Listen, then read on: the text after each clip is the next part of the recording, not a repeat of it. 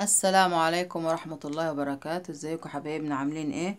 يا رب تكونوا بخير. النهاردة ان شاء الله هنعمل كده الشريك لولادنا كده عشان المدارس، وحاجة موفرة. نسمي بالله ونصلي على الرسول. هنا معايا 2 كيلو من الدقيق، افضيهم كده مع بعضينا كده. بسم الله الرحمن الرحيم. الحاجة دلوقتي غالية في الفران، بنجيب القرصة ب4 جنيه وب5 جنيه. وليه احنا نعمل كده حاجتنا كده في البيت؟ بسم الله الرحمن الرحيم. طبعا ال2 كيلو دول ما شاء الله هيعملوا كمية يعني.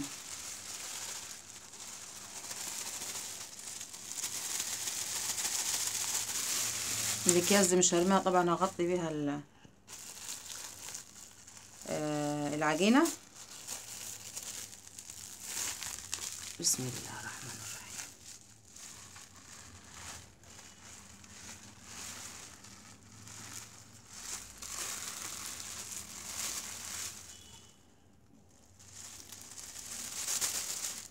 خلاص كده. ومعايا هنا نص كيلو لبن، معايا نص كوباية سكر، ومعايا سمسم ب5 جنيه سمسم، ومعايا باكو خميرة فورية، ومعايا زيت. انا هاخد نص زيت ونص زبدة، يعني نص كوباية زبدة ونص كوباية زيت. تمام، دي المكونات. اول حاجة نسمي بالله كده. احط لازم طبعا حاجة كده ملح، حاجة بسيطة كده خالص في العجينة. وبعد كده هنا هاخد خميرة فورية بتاعتي، هحطها على اللبن زي ما انتم شايفين كده. وبعدين احط السكر، طبعا معروف عشان ايه الخميرة تنشط معايا. واقلب السكر والخميرة واللبن، اقلب الكلام ده كله مع بعضه.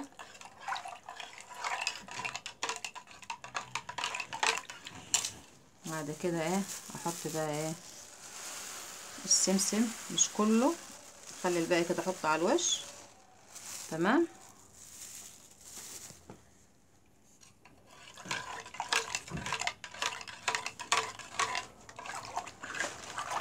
هقلب كده كويس. متنسيش اللي اول مره تشوف قناتي تشترك فيها، تدعمونا بلايك، ويا رب كده تكون فيديوهاتنا تحوز على اعجابكم.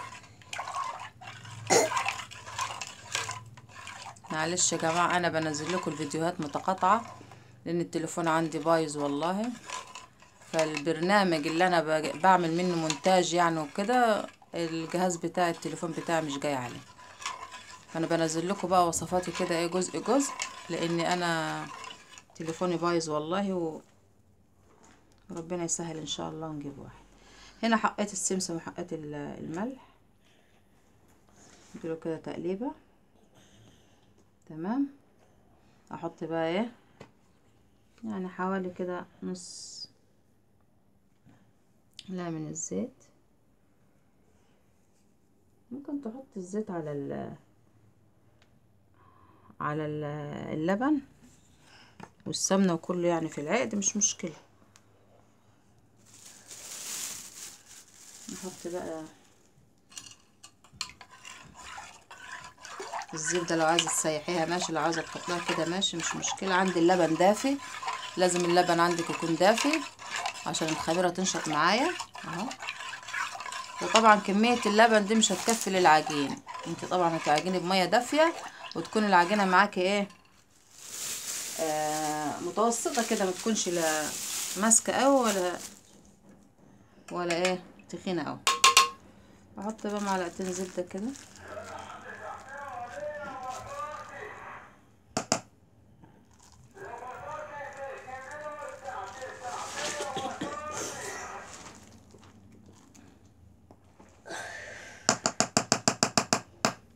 الناس كده تديها ريحه. وابدا بقى ايه اسمي بالله كده واعجن الدنيا دي كلها مع بعضيها. بسم الله الرحمن الرحيم. زي ما قلت لكم تعجني بميه دافيه، زي ما قلت اللبن ده مش هيكفي لكميه العجين دي. اهو. مننسوش يا جماعه ندعي كده لحبايبنا غزة، ربنا ينصفهم وينصرهم ويهون عليهم برد الشتاء، اللهم امين يا رب. واحد حزين والله عليهم. ربنا يفك كربهم يا رب. خلاص كده احط بقى ايه اللبن كده ايه واحده واحده. بسم الله الرحمن الرحيم. زي ما قلت لكم اللبن يكون دافي. بسم الله الرحمن الرحيم. ريحه العجين اللبن مع الزبده عاطين ريحه بسم الله ما شاء الله.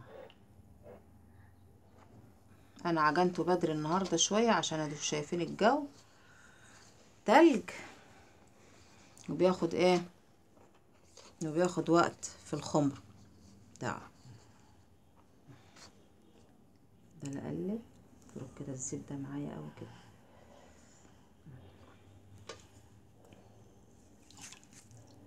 معلش الفيديو طويل، بس زي ما قلت لكم انا لو فصلت مش هينفع ايه اجمع لكم الفيديو ايه، فانتوا استنوا معايا كده لغايه لما اعجن، وبعد كده ايه واغطيها يعني، وبعدين اعمل لكم فيديو تاني بتاع التقطيع والسوا. مشكله التليفون والله مشكله. هو برنامج الفي ان اللي انا بنزل عليه اللي بعمل منه المونتاج قالوا لي ما جهازك مش منطبق عليه، معرفش ليه.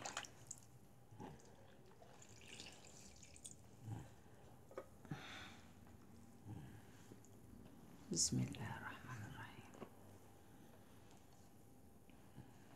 عملنا امبارح السمنه البلدي، كانت جميله جميله جميله، وعايزاكم باذن الله تجربوها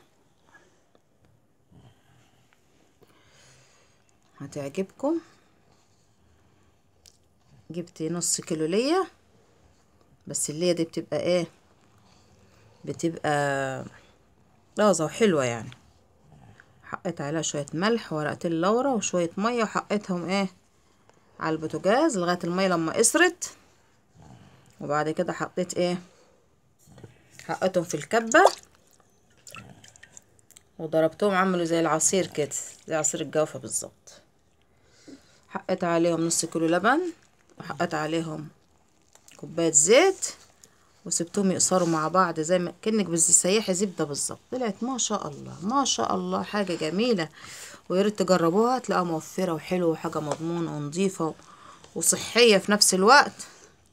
بس في واحده الله يسامحها بقى علقت لي تعليق مش حلو، مش عارفه ليه التعليقات السلبيه دي، مش عارفه يعني. انت حاجه مش عاجباكي خلاص مش ضروري يعني، الناس لسه مبتدئه وفي قناه لسه في الاول، ليه الزوم يعني التعليقات السلبيه دي؟ الله يسامحها بقى، الله يسامحها.